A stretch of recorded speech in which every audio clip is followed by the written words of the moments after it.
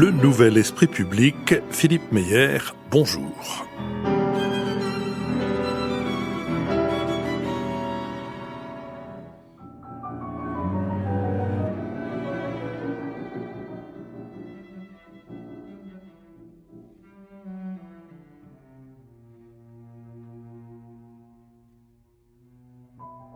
Bonjour, merci de nous avoir rejoints pour ce nouvel esprit public au cours duquel nous allons tenter d'éclairer certains aspects de l'actualité. Nous le ferons avec David Jayes, essayiste et enseignant à Sciences Po, avec Béatrice Gibelin, géographe, directrice de la revue Hérodote et fondatrice de l'Institut français de géopolitique, avec Nicole Niesotto, professeure titulaire de la chaire Union européenne au Conservatoire national des arts et métiers, et avec Lionel Saint-Sou, pour le moment coincé à l'extérieur de ce studio, mais dont nous attendons sous peu l'arrivée. Nous sommes partenaires de l'hebdomadaire Le 1, dont le dernier numéro est intitulé « Peut-on se protéger de tout ?»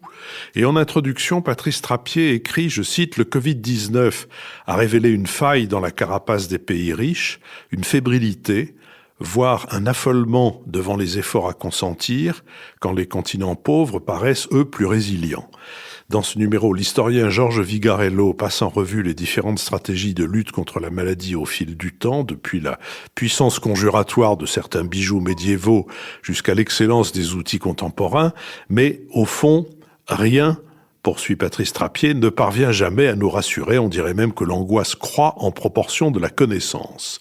André Comte-Sponville s'alarme de ce besoin extrême de protection impossible à rassasier. Comment guérir de la condition humaine. Le 1 publie un extrait de l'un des plus beaux livres de la philosophe et psychanalyste Anne Dufour-Mantel, Éloge du risque. Elle y prône la nécessité d'affronter son désir, de se laisser surprendre par l'autre. Elle y montre l'obscénité des sociétés assurantielles où le risque zéro est une marchandise et une illusion mortifère. Nous vivons de vos contributions et de vos encouragements. Ne nous ménagez ni les unes ni les autres.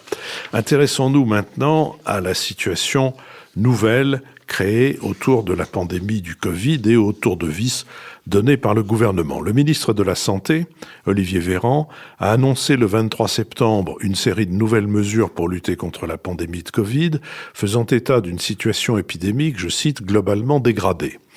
La France sera désormais divisée en plusieurs zones d'alerte dans lesquelles les restrictions réévaluées sous les 15 jours pourront être durcies. 69 départements sur 101 sont en zone d'alerte.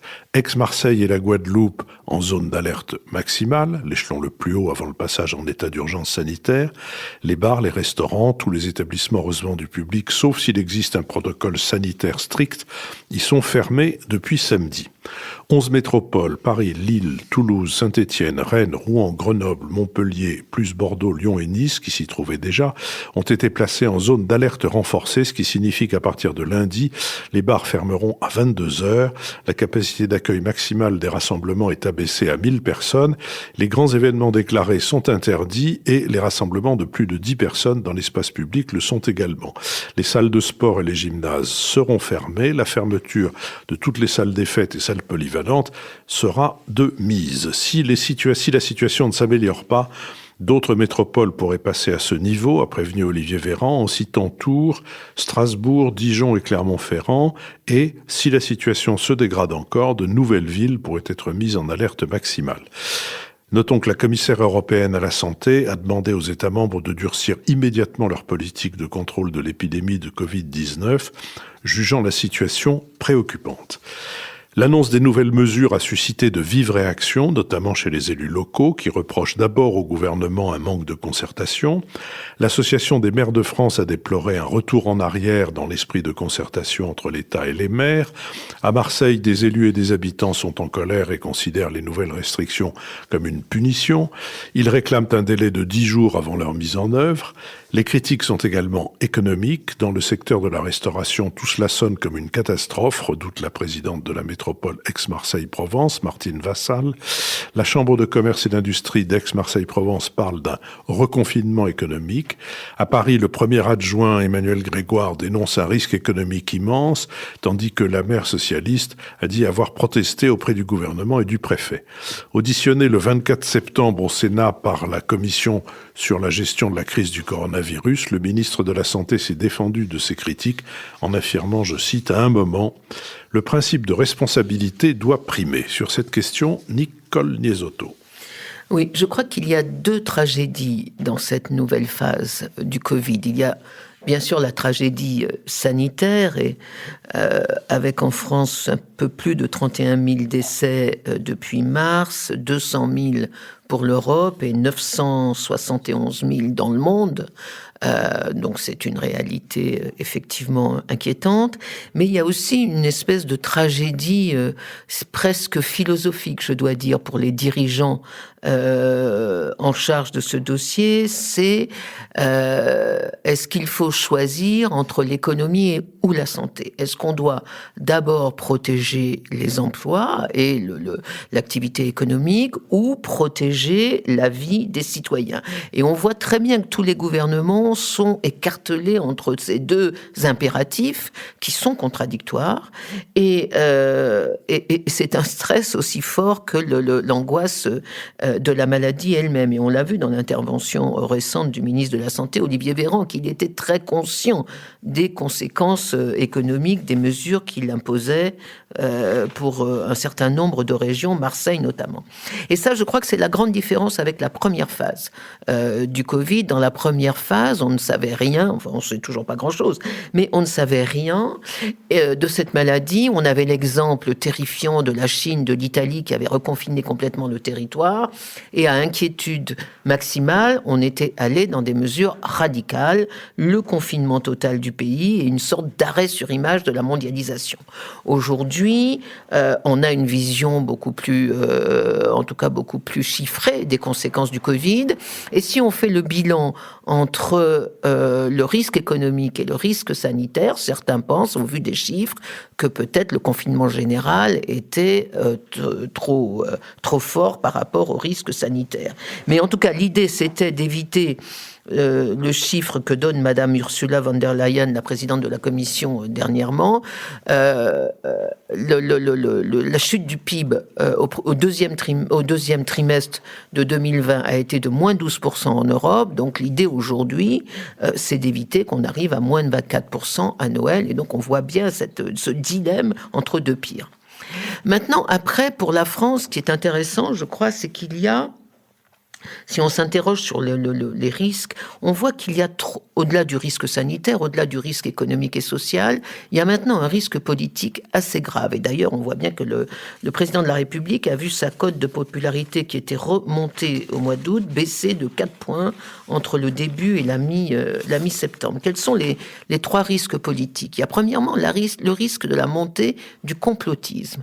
Alors ça, c'est pas spécifiquement français, mais on l'a vu quand même montée en Europe et en particulier en Allemagne, cette idée que, en fait, il y aurait derrière le virus une grande manipulation politique de Bill Gates ou d'autres, que certaines entreprises s'en servent pour liquider comme elles l'avaient prévu avant le virus. Et on a vu en Allemagne, quand même, le 30 août, 30 000 personnes dans les rues pour lutter contre la politique des masses et contre cette manipulation par la peur. Donc ça, c'est un risque qui existe en France. La dernière lettre de le mail ou je ne sais quoi, le blog de Nicolas Bedos, je ne dis pas qu'il a une audience exceptionnelle, mais enfin quand même, on voit qu'après Vincent Lindon, on voit que ça monte, et c'est un risque politique, le complotisme, qu'il ne faut pas négliger. Le deuxième risque politique, c'est bien sûr la révolte des élus.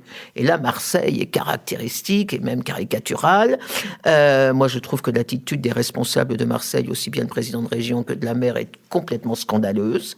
En tant qu'homme politique, ce n'est pas ce qu'ils auraient dû dire, mais en revanche, on voit bien derrière le risque politique qui est celui de la préparation des futures élections régionales, au printemps prochain, et peut-être les présidentielles. Donc on a des partis qui se mettent en ordre de bataille pour ces futures élections.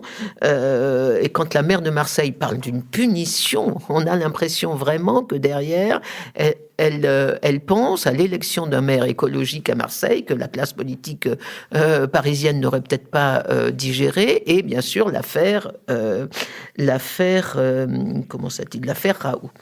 Donc ça, c'est le deuxième risque, le risque, la révolte des élus, et le troisième risque, c'est la révolte tout court, la révolte populaire, parce que les taux de chômage vont augmenter.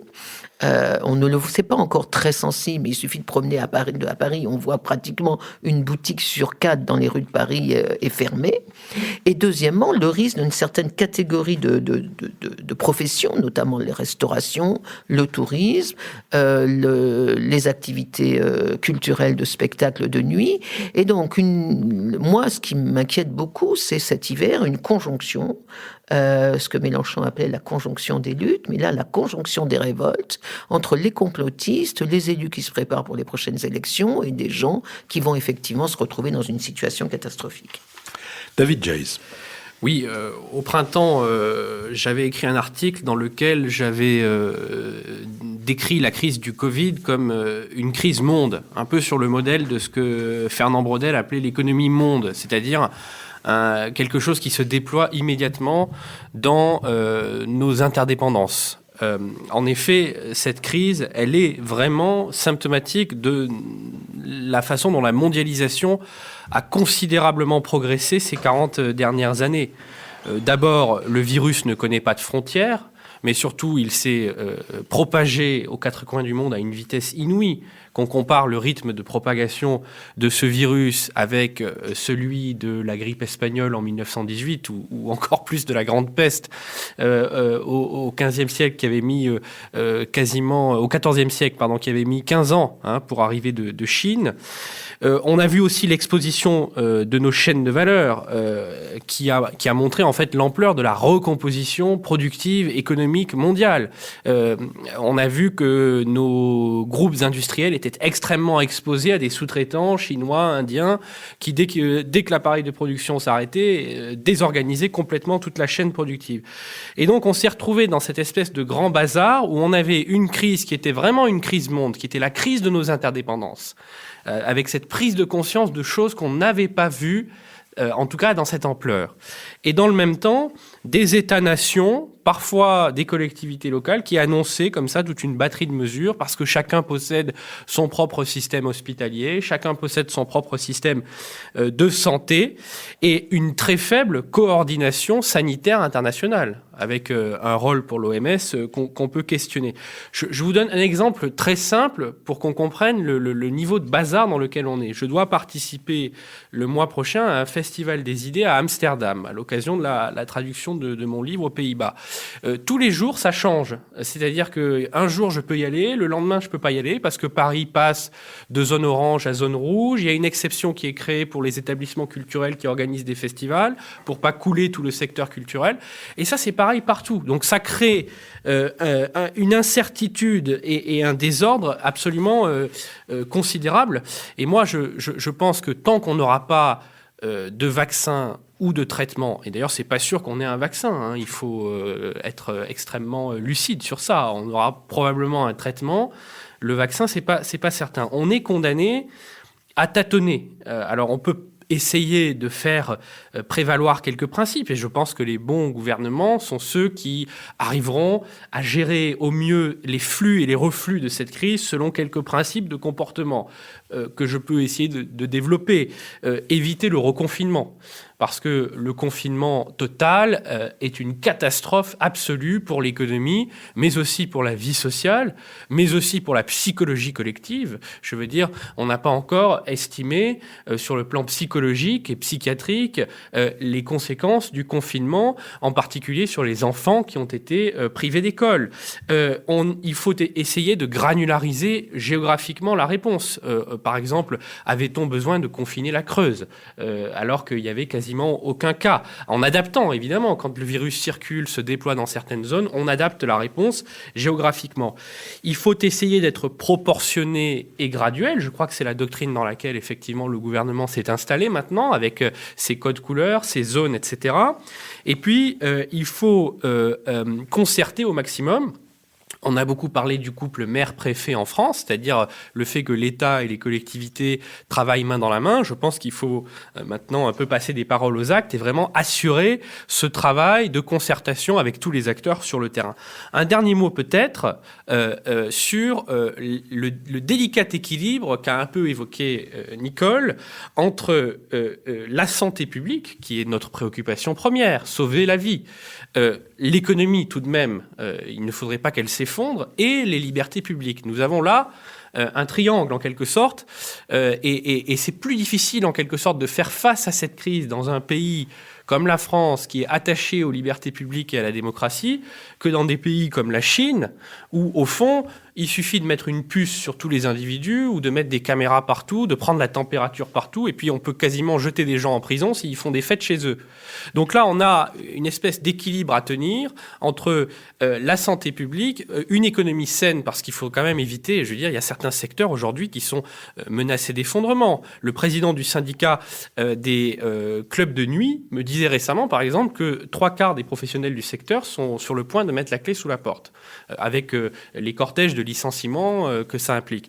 Et puis, évidemment, la préservation des libertés et de notre modèle démocratique, parce que là, il y a des effets cliqués qui peuvent être extrêmement dangereux. Donc, beaucoup de tact et de mesures à avoir dans la gestion de cette crise. Béatrice Gibelin. C'est encore plus vrai, David, dans la mesure où on est sur un virus qu'on ne connaît pas encore très bien, dont on ne sait pas encore très bien les conséquences dans la durée pour un certain nombre de malades. 6 mois après avoir eu le virus, il y a des gens qui sont toujours malades. Et on ne peut pas dire c'est dans leur tête que ça se passe. Ils ont des difficultés respiratoires, ils sont en situation de très grande fatigue et on ne sait pas encore comment les choses vont évoluer. Donc on est dans cette circulation de nouveau dynamique d'un virus qu'on ne connaît pas encore. Je crois qu'il faut quand même toujours se dire qu'il y a moins d'1 an, on ne connaissait pas ce virus. Il est arrivé brutalement. Il s'est répandu, comme vous l'avez rappelé, avec une rapidité à l'échelle mondiale, de façon absolument inattendue, qui a pris de court, évidemment, tout le monde. Bien. Donc ça, il faut en être conscient encore aujourd'hui. C'est-à-dire qu'on est constamment dans des ajustements. Et je crois que vous avez dit, mais on n'aurait pas dû forcément confiner la Creuse. Mais je crois que dans l'effet de sidération qu'il y a eu au mois de mars en disant on confine toute la France, ça a permis que chacun prenne conscience de la gravité de la chose. Après, on peut dire, mais au fond, c'est les vieux qui sont touchés, ils ont eu leur vie. C'est ce que dit Raoult. Raoult dit, de toute façon, leur espérance de vie, elle est à 2 ans ou 3 ans, la belle affaire. Bon. Une société qui commence à raisonner comme ça est une société qui commence à nous inquiéter fortement.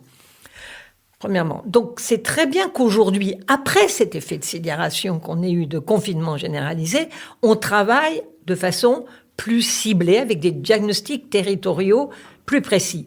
Mais encore faut-il que ces diagnostics territoriaux le soient véritablement précis. Nicole a évoqué ce qui se dit en ce moment à Marseille, en disant « mais nous sommes des bons élèves, la santé publique dit que nos statistiques baissent, et nous, on est punis ». Bon, si ce n'est que ces statistiques sont à l'échelle de la région PACA et pas à l'échelle de Marseille. Et que la question qui préoccupe tout le monde et qui fait qu'on est peut-être aussi soucieux de limiter la circulation du virus, c'est bien évidemment la question de la réanimation et des places de réanimation. Or, Marseille voit, les services de Marseille voient les places de réanimation occupées. Sachant qu'on ne va plus pouvoir faire ce qu'on a fait en mars, c'est-à-dire arrêter toute autre opération, toute autre chose à réanimer, toute autre personne à réanimer pour le Covid. Donc, il tire la sonnette d'alarme. Et moi, ce qui me préoccupe énormément, c'est comment un président de région qui est médecin, urgentiste de surcroît, une maire de Marseille, médecin aussi, puisse tenir ce type de discours. On est puni, on est discriminé, on est dans, j'allais dire, au-delà du rationnel. Et c'est ça qui me semble très préoccupant, c'est que d'une certaine façon, que la parole politique soit contestée, il y a longtemps qu'on le sait, mais que la parole scientifique, que des médecins qui leur disent attention, que les médecins, j'allais dire des hôpitaux de Marseille disent attention, on va être débordés, il faut vraiment reprendre, et que ça ne soit pas entendu pour un discours peut-être politicien comme l'a évoqué Nicole, mais peut-être plus grave que ça. Je veux dire, quand on a vu combien de responsables ont soutenu Raoult en applaudissant des deux mains. Bon, cette perte de confiance dans ce qui est au fond la raison, un raisonnement, une parole scientifique, moi, me préoccupe énormément. Alors, faut pas s'étonner du complotisme et de toute autre chose. Lionel Zinsou. Oui, moi je crois que c'est très important de prendre des mesures où la santé publique prévaut comme objectif sans réserve. Parce que, au fond, on sait quand même très peu de choses, comme on vient de le dire, et on pense chacun sur ce virus, alors qu'on sait très bien réparer l'économie. Donc il faut faire attention. C'est ce qui doit prévaloir, c'est de prendre rapidement des mesures dont on sait qu'elles pourraient être efficaces sur le terrain de la santé publique. À partir du moment où les études montrent qu'entre une cohorte de gens qui ne vont pas au restaurant et une autre qui va régulièrement au restaurant, il y a une prévalence 4 fois supérieure du virus, une contamination qui fait vraiment une différence aussi majeure. Il faut bien regarder ce qu'il en est des bars, des restaurants, comme des mariages, comme des réunions familiales. Enfin, ça devient quand même relativement clair. Il y a des très grandes variances dans la façon dont le virus est dispersé. En revanche, d'un point de vue économique, il ne faut pas faire du pathos de l'économie. C'est très regrettable pour les établissements de nuit, pour les bars et les restaurants, mais on a les moyens financiers de compenser, d'indemniser. Il n'y a pas que le chômage partiel, il y a d'autres instruments. Il faut grosso modo payer les charges fixes, et donc on peut très bien subventionner ça. Donc c'est pas forcément les 2/3 des restaurants qui vont mettre la clé sous la porte. On sait faire. La reprise économique du 3e trimestre, liée au déconfinement, a été remarquable. C'est-à-dire qu'on parle, après moins 12%, de faire plus 12% de croissance dans le trimestre qui s'achève dans quelques jours. En termes d'emploi, on est surpris de voir que les embauches au mois de juillet et d'août ont retrouvé le niveau de février. Donc, on est surpris de voir que la reconstitution des effectifs d'intérimaires dans les entreprises a été extrêmement surprenante. Et les gens se moquent du fait que le taux de chômage a baissé au 2e trimestre, en disant c'est parce que les gens n'ont pas eu la possibilité de se déplacer pour aller chez Pôle emploi. Bon, pas tout à fait vrai, parce qu'il y a d'autres moyens de le faire digitaux. Mais enfin, ce qui est certain, c'est qu'il y a eu une reprise extrêmement vigoureuse. Aujourd'hui, à début septembre, les indications en matière le fameux indicateur des directeurs d'achat, qui est un des indicateurs avancés dans l'ensemble, un peu moins évidemment dans les services qui sont plus affectés, mais dans l'ensemble de l'industrie, est tel que ça prévoit jusqu'à la fin de l'année une accélération de la croissance. C'est un des indicateurs avancés. En ce qui concerne l'environnement des affaires, tel que décrit par les chefs d'entreprise, c'était très, très, très optimiste en juillet, c'est un petit peu moins optimiste en septembre, mais c'est plus optimiste que la tendance de longue période. Nous avons une reprise exceptionnelle dans la construction, dans la vente de biens durables, dans l'industrie, et il ne faut pas le passer sous silence. Ça veut dire que l'économie tourne à 95% de ce qu'elle était juste avant Covid, et l'ensemble des secteurs sinistrés, l'aérien, le tourisme, les industries culturelles qui supposent la relation avec le public, sont très affectés. Ils sont cette partie de 5%, et on a tout à fait les moyens de les soutenir. Il faut que ce soit extraordinairement ciblé. Dans le plan de relance, ça l'est. Si ça devait l'être encore plus, eh bien, ça le serait encore plus.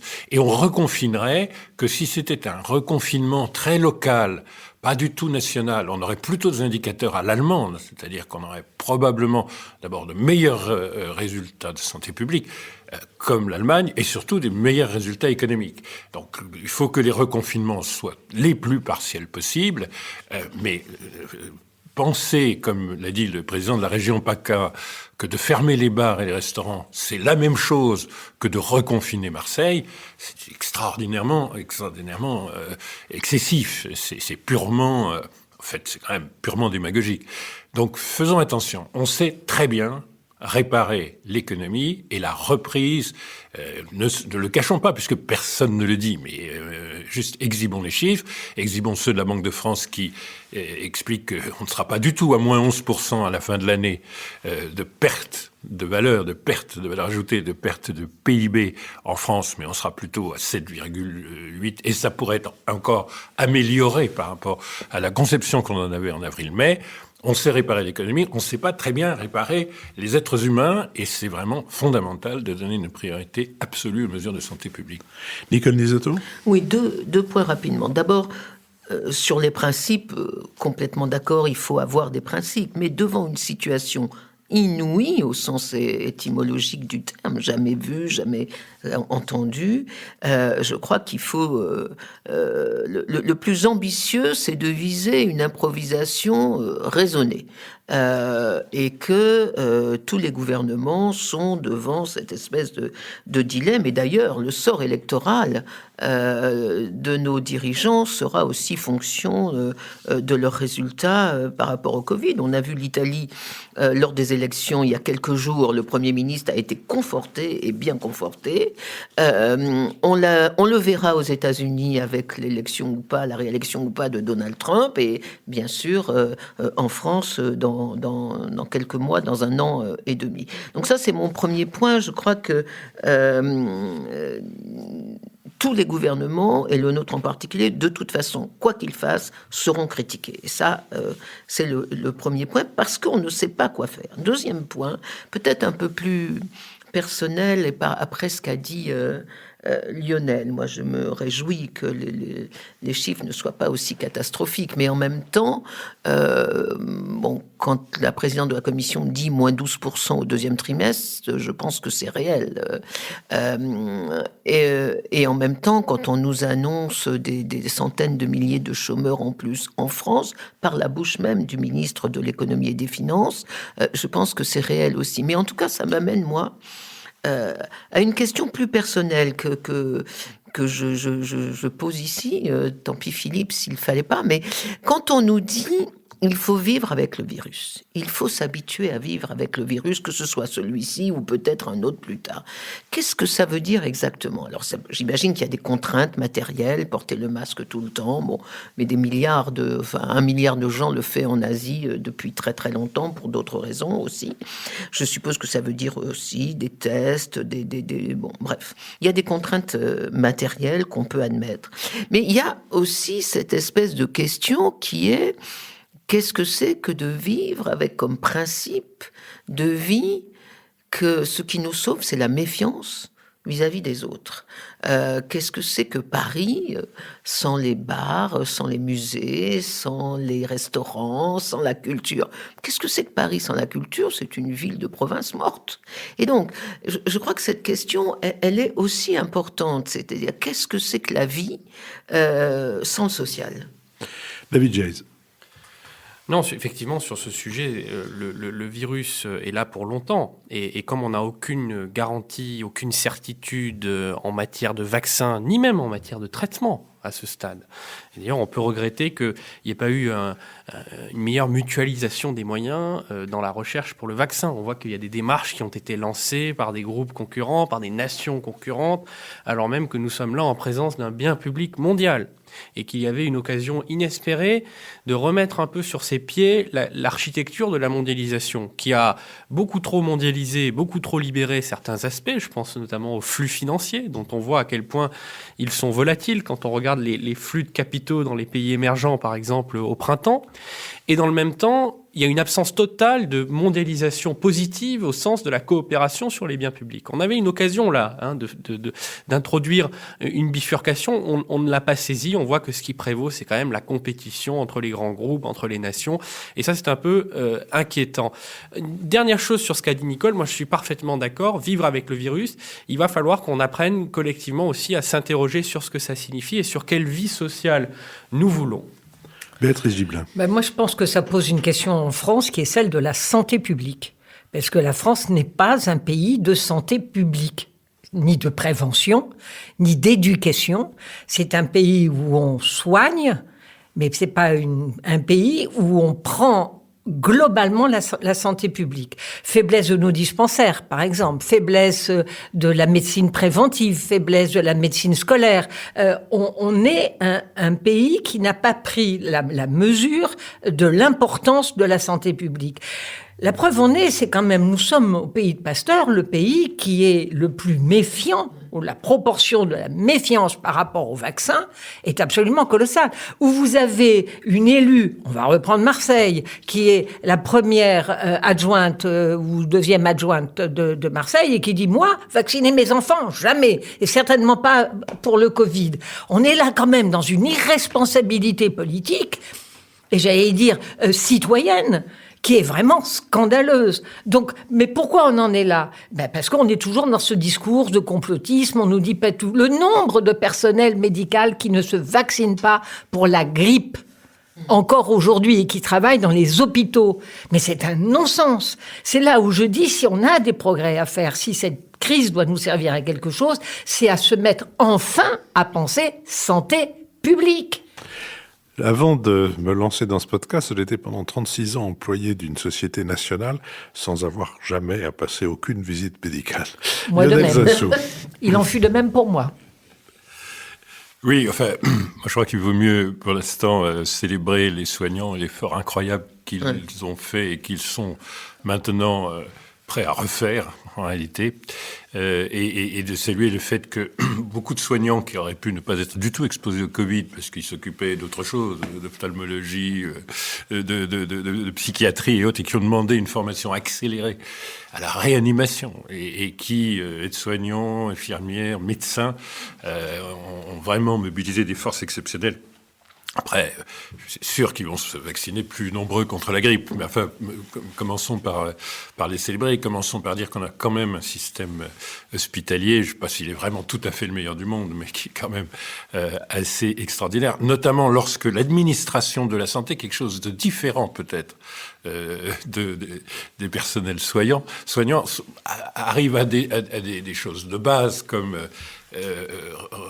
s'appuyer sur les ressources de l'hospitalisation privée, ce qui a pris un temps fou et qui a probablement beaucoup désorganisé au printemps, alors que ça paraît quand même intuitif. Bon, ça n'arrivera pas dans la deuxième vague, parce que là, quand même, on a été un peu instruit.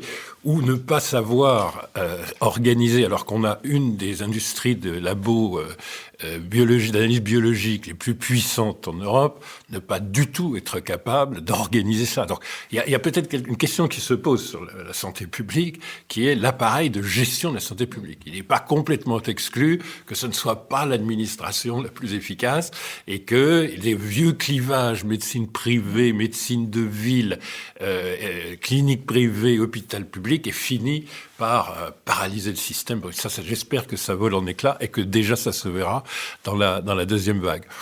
Sinon, j'aime bien quand les inspecteurs des finances se révoltent contre la mondialisation financière, mais la mondialisation financière, elle nous rend un petit service en ce moment. Elle fait qu'on peut financer à peu près toute la réparation des dégâts économique de cette crise, avec une liquidité internationale à la disposition de la France, qui fait que la France s'endette à des taux négatifs jusqu'à 0, de maintenant à des concours à 10 ans. Ça, on n'a jamais eu dans aucune crise. Donc, pour l'instant, la finance mondiale, je ne dis pas que ce sont les combattants de la ligne de front du Covid, mais enfin, ça donne une capacité de réponse aux États, malheureusement pas tellement des États en développement, et comme David l'a souligné, pas tellement des pays émergents, parce qu'il y a eu une fuite vers la qualité, mais en tout cas, pour les pays riches, les pays avancés, la finance mondiale, elle est largement celle qui permet de tenir économiquement et de financer la réponse au Covid. Chez les émergents et chez les pays en développement, on aimerait bien voir le début de cette solidarité de la finance mondiale. Je voudrais, si vous voulez bien, pour terminer ce premier sujet, citer le cher Baudelaire, qui pour le moment n'est pas encore menacé d'aller au Panthéon, mais il faudra bien qu'on l'y mette un jour. Bien avoir un Panthéon pour les ivrognes ou les fumeurs de hashish. Baudelaire disait que c'est la nature qui pousse l'homme à tuer son semblable, à le manger, à le séquestrer, à le torturer, car sitôt que nous sortons de l'ordre des nécessités et des besoins pour entrer dans celui du luxe et des plaisirs, nous voyons que la nature ne peut conseiller que le crime. C'est cette infaillible nature qui a créé l'homicide et l'anthropophagie et 1000 autres abominations. C'est la philosophie, je parle de la bonne, c'est la religion, qui nous ordonne de nourrir des parents pauvres et infirmes. La nature, qui n'est pas autre chose que la voie de notre intérêt, nous commande de les assommer. Je vous propose que nous passions maintenant à la nouvelle situation au Moyen-Orient. Moins d'un mois après la normalisation des relations entre Israël et les Émirats arabes unis, officialisée le 13 août, une deuxième monarchie du Golfe Persique, Bahreïn, saute le pas de la reconnaissance diplomatique de l'État hébreu. L'annonce a été faite le 11 septembre dans un communiqué conjoint de la présidence américaine, de la couronne bahreïnie et du gouvernement israélien. Le petit archipel devient le 4e État arabe à établir des relations officielles avec Israël, après les Émirats arabes unis, la Jordanie en 1994 et l'Égypte en 1979.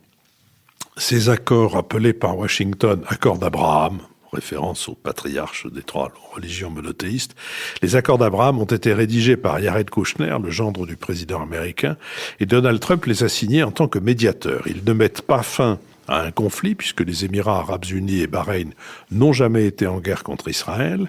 Les 2 pays du Golfe ont obtenu leur indépendance, tous 2 en 71, bien après la guerre des 6 jours de 1967. Les traités officialisent une normalisation avec l'État hébreu et une coopération qui était effective, mais niée depuis plusieurs années. Lors de la signature, le président américain a évoqué l'avènement d'un nouveau Moyen-Orient, tandis que le premier ministre israélien a de son côté qualifié ces accords de tournant de l'histoire, estimant qu'ils pouvaient mettre fin au conflit israélo-arabe une fois pour toutes. Pour sa part, Bahreïn a appelé à une solution à 2 États entre Israéliens et Palestiniens. Quant aux Émirats arabes unis, ils ont remercié Netanyahou d'avoir stoppé l'annexion des territoires palestiniens. L'autorité palestinienne considère ces accords comme des coups de poignard dans le dos. Un membre du comité exécutif de l'OLP, Ahmed Madjalani, a déclaré « Selon nos estimations, 4 ou 5 pays arabes pourraient être prêts après Bahreïn et les Émirats arabes unis à aller de l'avant pour instaurer une paix imaginaire.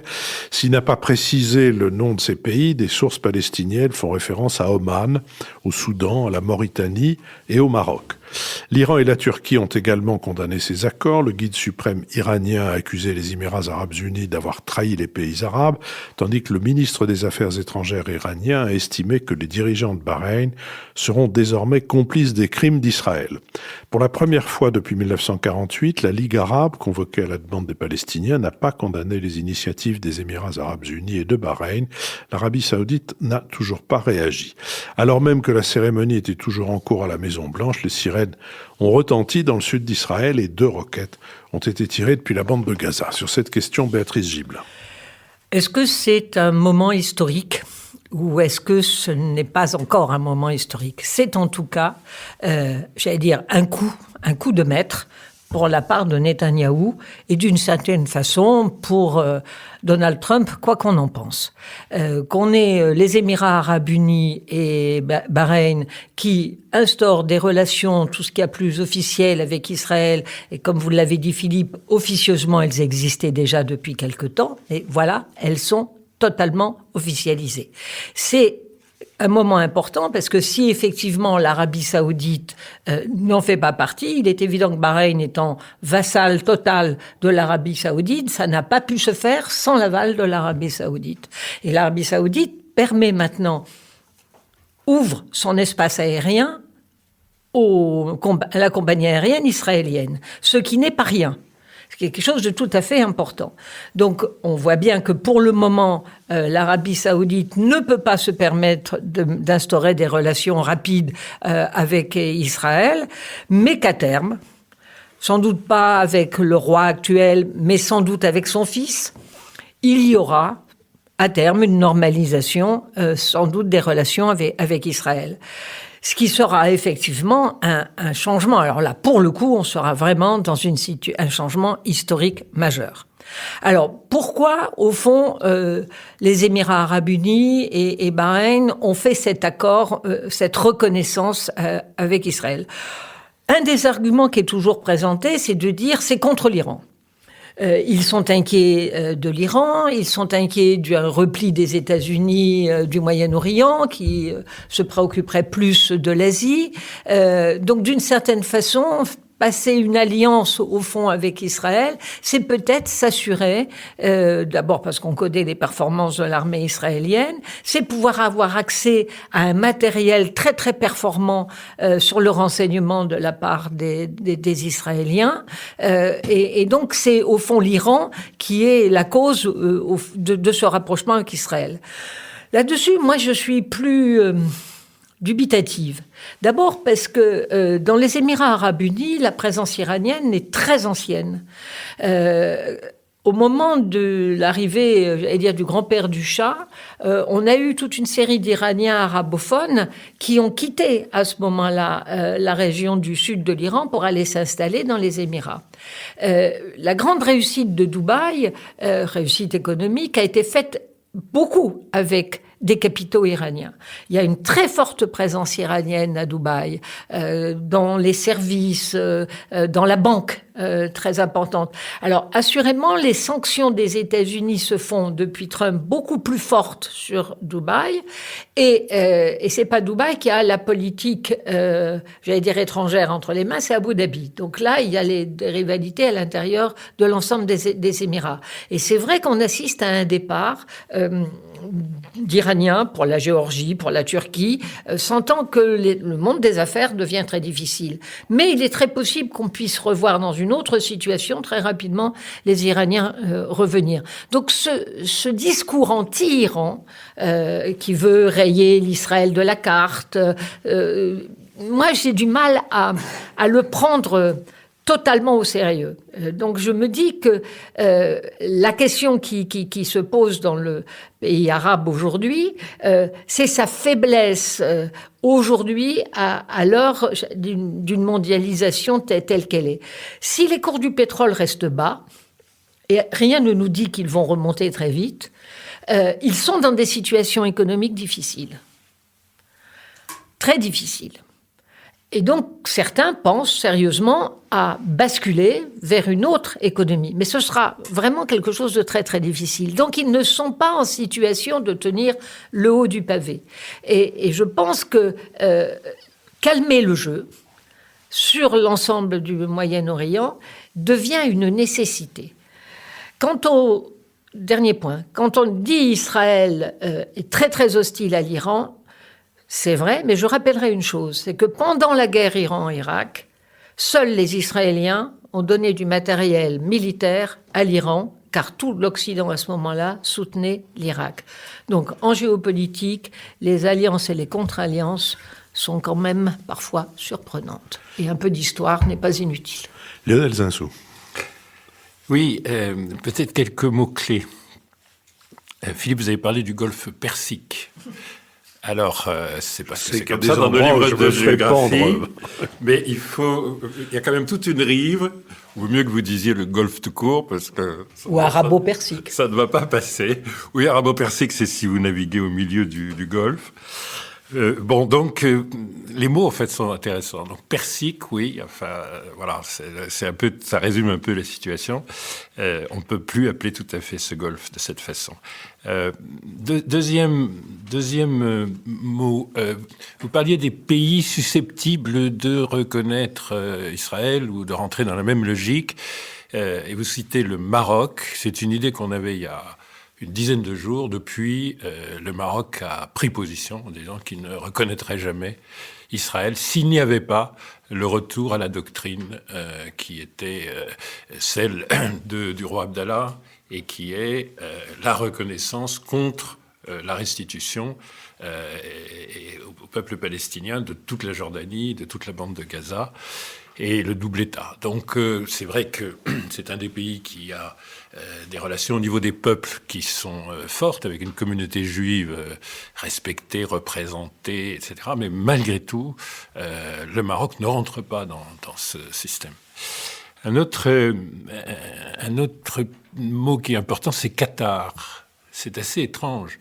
On n'a pas de réaction qatari. On ne peut plus avoir de réaction qatari parce que la ligne de survie de Qatar, c'est désormais l'alliance avec la Turquie, un peu rapprochement avec la Russie, et c'est le fait de garder des relations à peu près équilibrées avec l'Iran.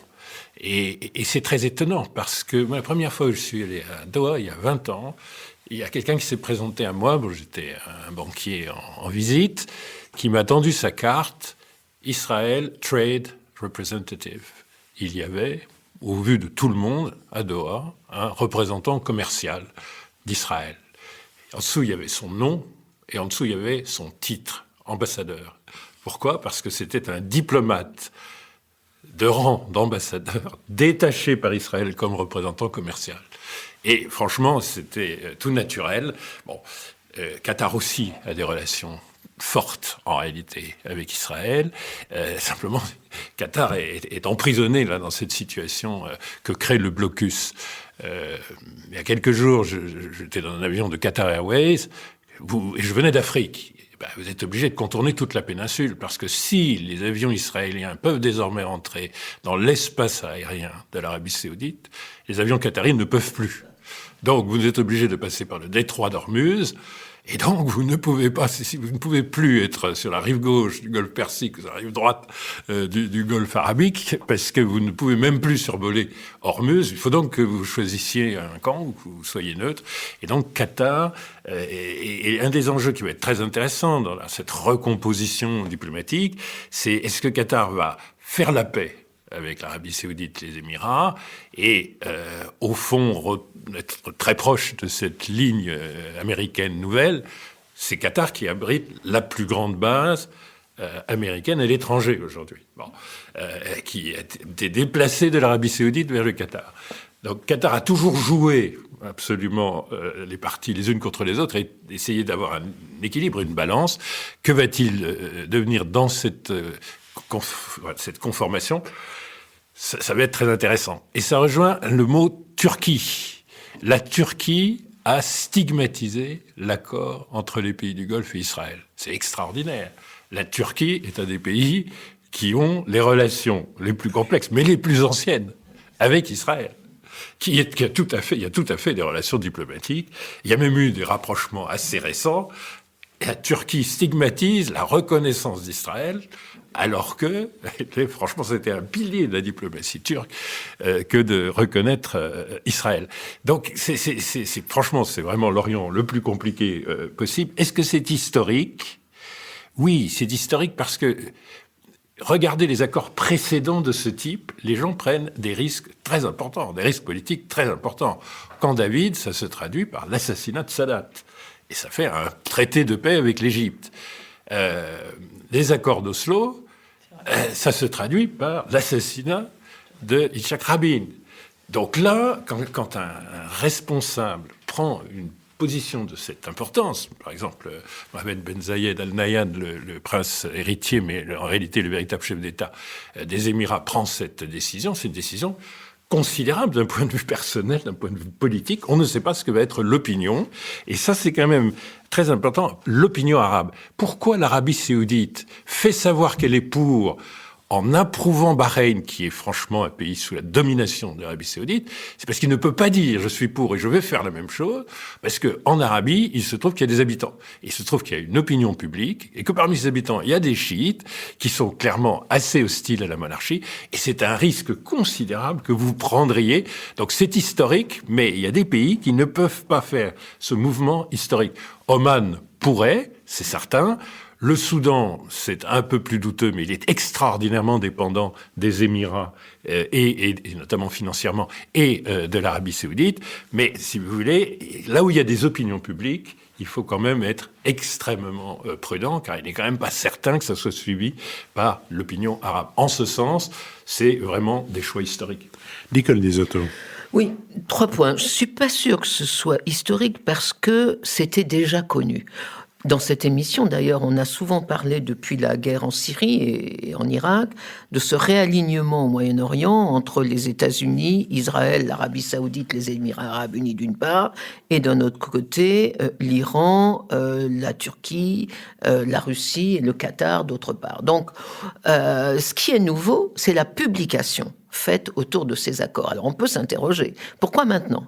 Alors du côté américain, c'est assez clair, Trump veut en faire un argument électoral, rassurer à la fois les juifs américains et les évangélistes sur sa capacité à défendre la sécurité d'Israël, et certains autour de son entourage disent même qu'il a mérité le prix Nobel de la paix pour ça, et effectivement il a raté avec la Corée du Nord, mais il a réussi quelque chose sur le Moyen-Orient, donc on peut comprendre que ce soit publié en grande pompe à la Maison-Blanche, etc. Du côté des pays arabes, moi je crois, j'ai une petite différence avec Béatrice, je crois que les 2 pays qui ont signé là,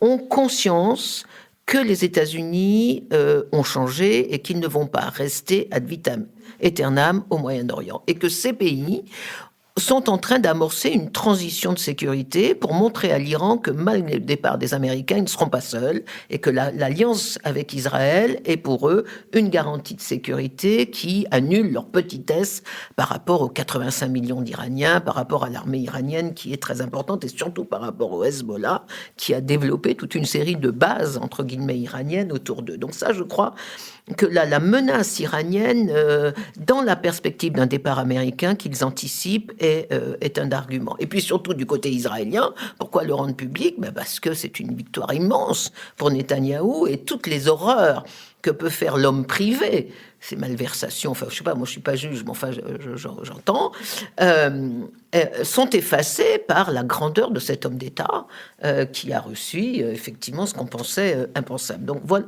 je crois que ça c'est très important. Deuxièmement, on peut se poser la question, quid de la question palestinienne ? Parce que finalement, ce sont eux les dindons de la farce, les perdants de l'histoire. Parce qu'il faut bien voir que ces accords ont été faits sur l'abandon de 2 principes, qui étaient premièrement la reconnaissance d'Israël se fait sur le principe de terre contre paix. Or là, Israël ne donne rien. Donc il n'y a pas un centimètre de territoire qui est donné. Il y a la suspension de l'annexion de la Cisjordanie, mais pas du tout le renoncement.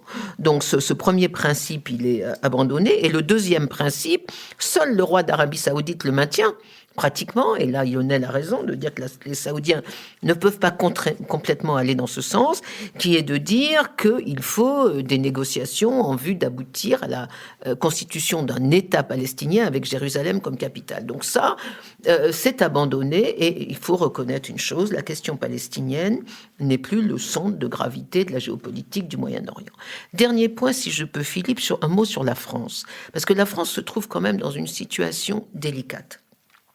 Nous avons avec les Émirats Arabes Unis une relation privilégiée depuis 1995 et surtout depuis Nicolas Sarkozy, depuis 2007, où on a signé un traité de coopération et une alliance stratégique avec les Émirats qui implique premièrement une base permanente dans les Émirats, la première base française dans le Moyen-Orient depuis 50 ans, avec 700 hommes en permanence sur place, avec une composante terre-air-mer et avec un accord de défense extrêmement contraignant, même s'il y a débat là-dessus, qui dit que la France participe à la défense de la sécurité, de la souveraineté, de l'indépendance et de l'intégrité territoriale des Émirats Arabes Unis, articles 3 et 4 la clause de sécurité dans ces accords. Donc les Français sont impliqués indirectement dans ces accords, très impliqués.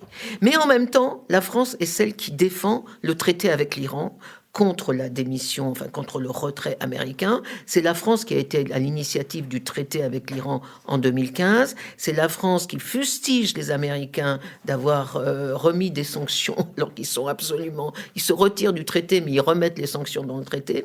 Et donc, les Français sont, je crois, dans une position très délicate. Et c'est peut-être une opportunité pour la France et l'Europe de servir un peu de médiateur dans cette affaire. David Jayes. Oui, il y a une chose qui a été très très peu dite par les trois intervenants, sauf un peu Nicole vers la fin, et ça me surprend beaucoup parce que, à mon sens, c'est le fait le plus important de cette annonce. Ça tient au fait que la cause palestinienne n'est plus ce totem absolu qui a été un instrument de mobilisation des opinions publiques arabes et de la diplomatie et de la géopolitique des pays arabes dans cette région. C'est vraiment de ce point de vue-là, même si c'était en sourdine depuis un certain nombre d'années, c'est la fin d'une époque.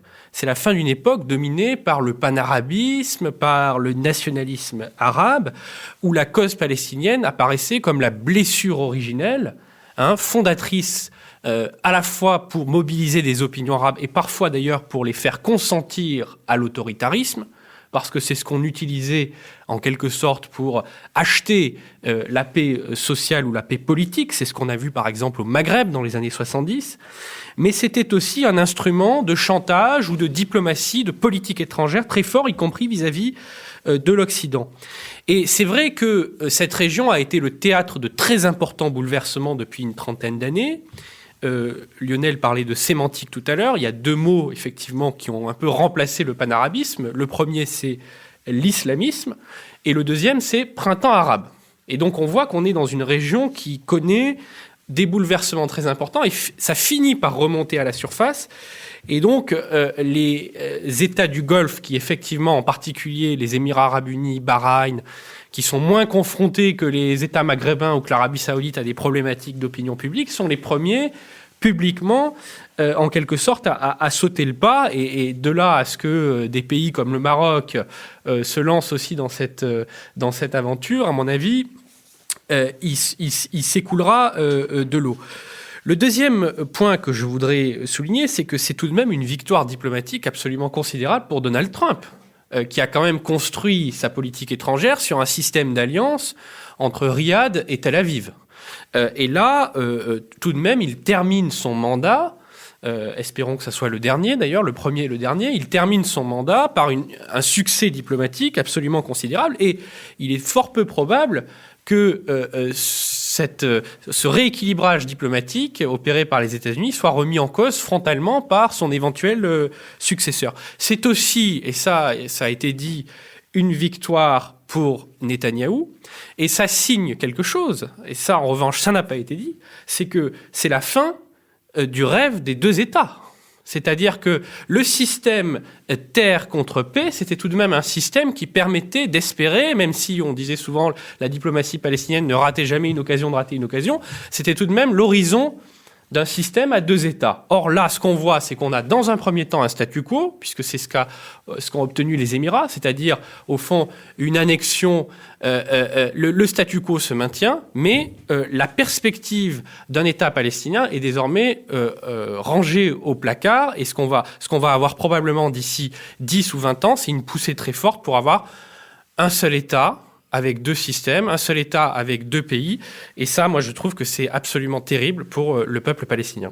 Béatrice Gibelin. Que ce soit une défaite palestinienne, c'est sans aucun doute. Mais cette défaite, elle est actée déjà depuis longtemps. La question palestinienne, c'est comment un peuple aussi menacé n'arrive pas à faire son union, à s'entendre ensemble pour faire face à un ennemi commun qui est à sa porte, qui est Israël. Et cette faiblesse-là des Palestiniens, faiblesse militaire, faiblesse diplomatique, est ancienne, et on est maintenant peut-être à la dernière étape. Dernier point, je ne suis pas aussi persuadée qu'on n'est pas forcément deux États. Je ne suis pas absolument convaincu qu'Israël cherche à avoir un État binational. Il a déjà enlevé des colonies à Gaza. Il a enlevé des colonies dans le Sinaï. Si ce sera nécessaire, ça sera uniquement sur le rapport de force, mais ça n'est pas dit, je n'en sais rien, mais un État binational posera bien plus de problèmes à Israël que 2 États. Lionel Zinsou. Oui, alors moi je crois qu'il faut rajouter en effet, comme dit David, le mot Palestine, palestinien, parmi les mots-clés au tout premier rang. Mais c'est quoi la Palestine aujourd'hui? C'est quand même pas du tout les générations ni de 1948 ni de 1967. C'est une réalité qui, sur le plan intérieur, est extrêmement divisée, comme vient de le dire Béatrice, au point qu'on ne peut pas faire d'élection en Cisjordanie et que le Hamas est clairement en opposition complète à l'OLP. Donc c'est une division extraordinaire, y compris à l'intérieur de chacun des 2 camps du Hamas et de l'OLP. Et qu'est-ce que c'est véritablement la Palestine d'aujourd'hui? Ce sont des cadres d'un niveau très élevé, souvent chrétiens, et également évidemment musulmans, qui forment un encadrement décisif des pays du Golfe. Ce sont des gens formés à un niveau très élevé, soit dans les universités israéliennes, soit aux États-Unis, et avec un niveau de revenus par tête. C'est pas le Liban, mais c'est une communauté très largement émigrée. Et elle est où? Elle détient beaucoup des leviers économiques des pays du Golfe. Donc la Palestine est aussi dans les pays du Golfe, et donc mais c'est pas la même Palestine. C'est certainement pas celle qui est représentée par les cadres actuels de l'OLP et du Hamas. Et puis l'autre mot, c'est, j'irai dans le même sens que Nicole, l'Israël, c'est la puissance nucléaire de la région.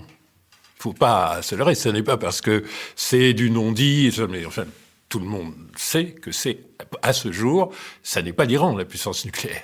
Et ce sont, effectivement, on peut mettre des armes nucléaires dans la base interarmes d'Abu Dhabi. Et il y a là, effectivement, la flotte américaine partout. S'il se retire, la seule puissance nucléaire de la région s'appelle Israël, avec l'ensemble des technologies et la capacité de porter des attaques nucléaires tactiques partout dans la région. Et c'est donc peut-être un bouclier, et c'est peut-être un élément déterminant.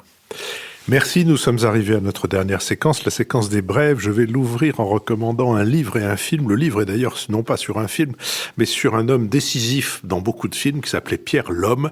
Et le livre est signé de Luc Béraud, dont j'avais déjà signalé ici en son temps le livre sur Jean Eustache, dont il avait été l'assistant. Livre qui était à la fois très intéressant sur Jean Eustache et sur ce cinéma-là, mais aussi sur le cinéma en général. Et ça reste vrai pour le livre sur Pierre Lhomme, qui s'appelle Les Lumières de l'homme. L'homme a été le chef opérateur de William Klein, de Claude Miller, d'Alain Cavalier, de Jacques Doyon, de James Ivory, et j'en passe et bien d'autres.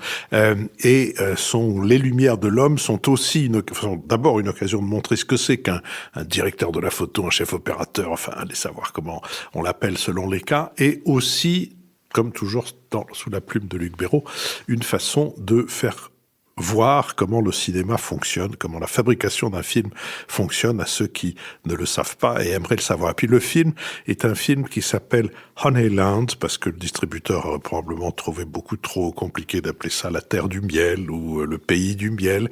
Ça se passe en Macédoine. Ce sont 4 ans de films documentaires qui ont été montés avec énormément de sens du rythme et de l'ellipse. L'héroïne est une macédono-turque qui n'a pas assez d'argent pour élever des abeilles et donc qui vit du miel des abeilles sauvages qu'elle va vendre. Et tout à coup, et c'est là où le film montre que décidément le meilleur ennemi de l'homme, c'est le voisin, lui arrivent des voisins de le désert dans lequel elle est, c'est-à-dire une famille de Turcs. Et quand je dis une famille, c'est une famille dans laquelle chaque rapprochement sexuel entre les parents a donné lieu à une naissance, et il semble que les parents aient une vie sexuelle assez forte. Ces Turcs-là veulent se mettre, enfin ces Turco-Macédoniens veulent se mettre eux aussi à avoir des ruchers. Et malheureusement, ils ne savent pas faire. Donc leurs abeilles vont tuer les abeilles de l'autre et finalement, je vous laisse voir le film. On n'était que 5 dans la salle, c'était bien dommage. Je pense que on se fait peur en n'allant pas au cinéma. C'est un travail absolument remarquable et d'une très grande beauté. Et en même temps, comment dirais-je, c'est une façon de nous rapprocher de gens qui mènent une autre vie que les nôtres. Nicole Niesotto. Sans le vouloir, tu as cité le titre d'un écrivain que je vais mentionner dans ma brève, puisque moi j'ai lu le Yoga d'Emmanuel Carrère. Alors je ne sais pas si c'est un roman ou un témoignage, donc je ne sais pas s'il mérite le Goncourt ou pas, mais c'est passionnant, en tout cas pour deux des romans qui sont dans ce roman. Il y a trois histoires. Il y a l'histoire de sa méditation et de ses stages de yoga, il y a l'histoire de ses dépressions et de ses stages d'électrochoc, et puis il y a l'histoire de son engagement auprès de jeunes garçons réfugiés dans une île grecque. Et ce dernier roman, moi, cette dernière partie ne m'a pas paru particulièrement novatrice. Mais en revanche, les deux premières histoires, le yoga, la méditation et la dépression, j'ai trouvé que c'était absolument extraordinaire et bizarrement beaucoup plus le yoga et la méditation dont je suis parfaitement ignorante à des milliers de kilomètres. Et j'ai trouvé qu'il y avait un talent d'écriture, une écriture très ternaire, très respirante, très classique, presque à la Chateaubriand, pour nous faire sentir tout le travail de méditation quand l'air passe dans les narines. Et je trouve que c'est un bel exploit littéraire. J'ai terminé en disant d'autres vies que les nôtres, d'autres vies que les miennes, et le titre d'un des romans de Carrère, il l'a enregistré. Pour les livres-disques. Et il dit très bien ses propres textes, et je le recommande aux personnes qui aiment, au cours des longs voyages en voiture, avoir cet accompagnement-là de quelqu'un qui leur lit un livre. Béatrice Hiblin. Je souscris parfaitement à ce que vient de dire Nicole, mais moi je vais parler d'un autre livre qui me semble très utile, plus utile peut-être que son rapport qui a été enterré. C'est « Comment on a laissé l'islamisme pénétrer l'école » de Jean-Pierre Aubin, qui est publié aux éditions Hermann. C'est une question qui préoccupe cet inspecteur général en retraite aujourd'hui depuis longtemps. En 1996, alors qu'il est visite un collège à Lyon intramuros, le proviseur lui dit, eh bien voilà, les deux derniers élèves juifs que j'avais quittent l'école parce que j'ai réussi à les protéger dans le collège, mais pas à l'extérieur. Donc voilà. Et ce proviseur étant lui-même originaire juif d'Afrique du Nord, puisqu'il s'appelait Monsieur Chiche. Et il dit, pour moi, ça a été vraiment un coup de tonnerre.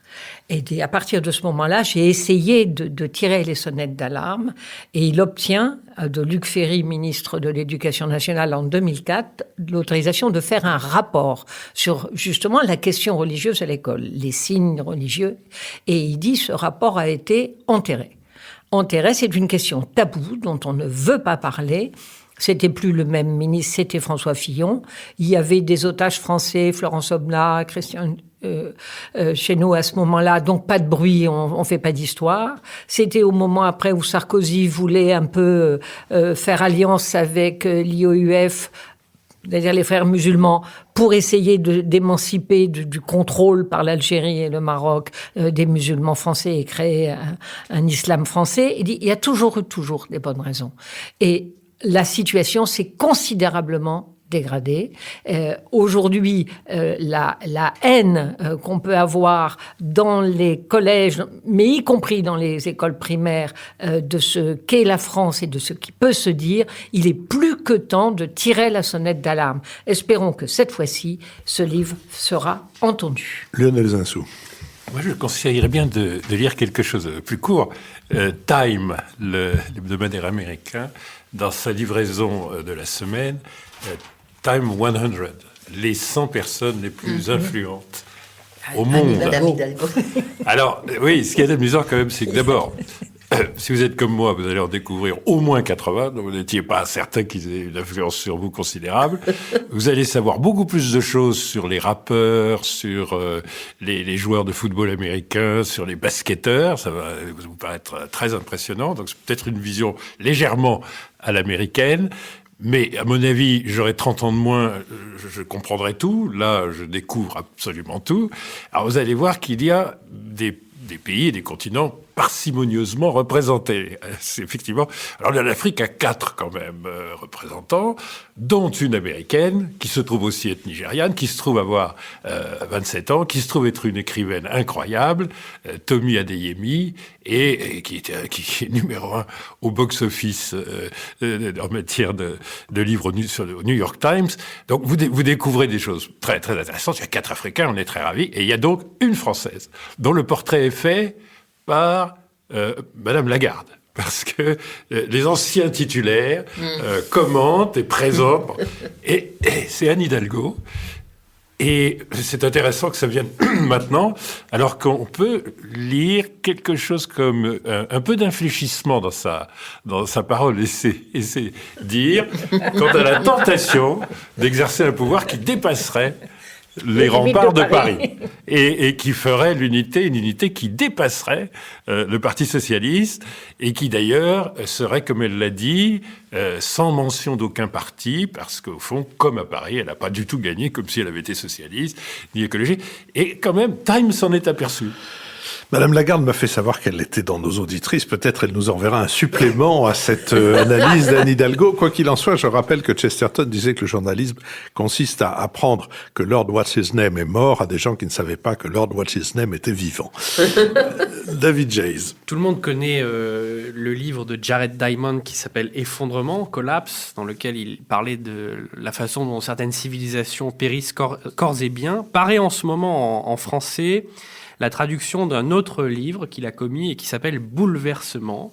Et c'est un livre très intéressant dans lequel il rapproche au fond les crises personnelles et les crises affectives des crises nationales. Parce que pour lui, les nations sont des corps collectifs et il identifie une série de facteurs, une douzaine, qui permettent aussi bien à un individu qu'à une nation entendue comme corps collectif de surmonter ces crises. Alors c'est une étude qualitative, c'est-à-dire qu'il examine un certain nombre de situations historiques liées à des crises nationales qu'il a connues de près, parce que Jared Diamond, en plus d'être biologiste, anthropologue, etc., parle énormément de langues, donc il regarde le Japon, l'Australie, l'Allemagne, la Finlande, etc. Et ce livre est le prélude à un second ouvrage de méthode quantitative dans lequel il va chercher à éprouver ses hypothèses avec force donnée. C'est un travail intéressant, surtout en temps de crise. Je vous remercie et je remercie Sophie Jacquin avec qui cette émission a été préparée. Je remercie le studio Penny Lane qui nous accueille aujourd'hui, Benoît Carré qui va assurer le compte-rendu analytique, le compendium de notre conversation, Nicolas Tourneau qui veille à notre site, Olivier Magloire qui s'occupe des plateformes qui accueillent notre financement, Nouvelles Écoutes et Julien Neuville qui nous produisent, et je vous donne rendez-vous la semaine prochaine pour un nouvel Esprit Public.